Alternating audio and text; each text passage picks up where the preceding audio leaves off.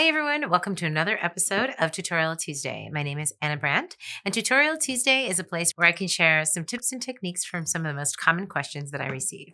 One of the common questions that I receive is, do I shoot with my lights on and why? So in the studio that I'm in Tustin, California, I actually do have energy saving white lights that I didn't order. Southern California Edison years ago installed them. So they do not produce any color cast and they do not cause any color change on my images when I shoot with the studio lights on. With that being said, I do travel around the world and there's many times that I am in places where I cannot have the lights on. Hotels, for example, most of the time the hotel lights they have are very yellow cast to them or even orange. They're designed to make the skin look very good and warm and glowy. Doesn't really do well with newborn photography. So in a hotel, I would not have the lights on. There's also many studios that I visit that have the same effect. Are you not sure if your studio lights provide a cast to your images? The best way you can tell is to turn off the transmitter that's firing your lights and take a picture. Is the picture dark? There's an example on the screen. If it is, you can see that there's really hardly any ambient light coming in, which means that it will not produce any color casts on your images. So experiment, test, and find out. And if you can, keep the lights on. I prefer to keep the lights on. Many photographers prefer to shoot in the dark. I like light and I prefer to keep them on. Also, while we're on the subject of color, I use Kelvin color temperature for my white balance. Over the years, I've tried everything. I've tried expo discs, I've tried gray cards, I've tried all sorts of things, even tried auto.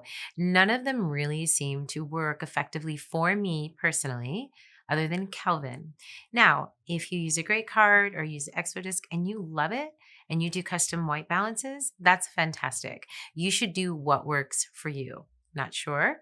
Try the Kelvin color temperature. You can Google the Kelvin color temperature and you can see an example of the color temperature chart on the screen. Usually, I start with 5500 in the studio for newborns. If the newborn is very jaundiced or red, I'll go down to maybe 54 or 53, but never less than 5200. The higher the number, the more red, and the lower the number, the more blue. So you want to be careful not going too high or too low on the color temperature chart. Now, this is in my studio environment.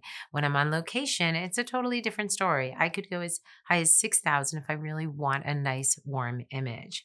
The idea with anything is you're a photographer, be creative and experiment.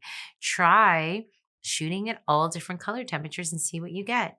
Also keep in mind that I'm on a Canon 5D Mark IV. Whether you're on a Nikon or a Sony or whatever you're using, the color temperature results may be different. So it's important to experiment in your own lighting. Experiment in studio, inside, outside, and then find a setting that you feel reveals the most natural skin. And then when you're going to edit or color your images, hopefully you don't have to do too much work in correcting. As you see in the images on the screen, a lot of my images, the color looks really good straight out of camera. Therefore, the editing should be very minimal. I'm looking for 98% accuracy out of my camera so that I can cut my processing time to the bare minimum that I need to deliver images to my clients. As I said, experiment, creative, and have fun. Hey YouTube, thanks for coming to my channel. My name is Ana Brandt, and I would love if you would subscribe. By subscribing to my channel, you'll be notified of all of the amazing new content that we're working on for the future, and we'd love for you to be a part of it.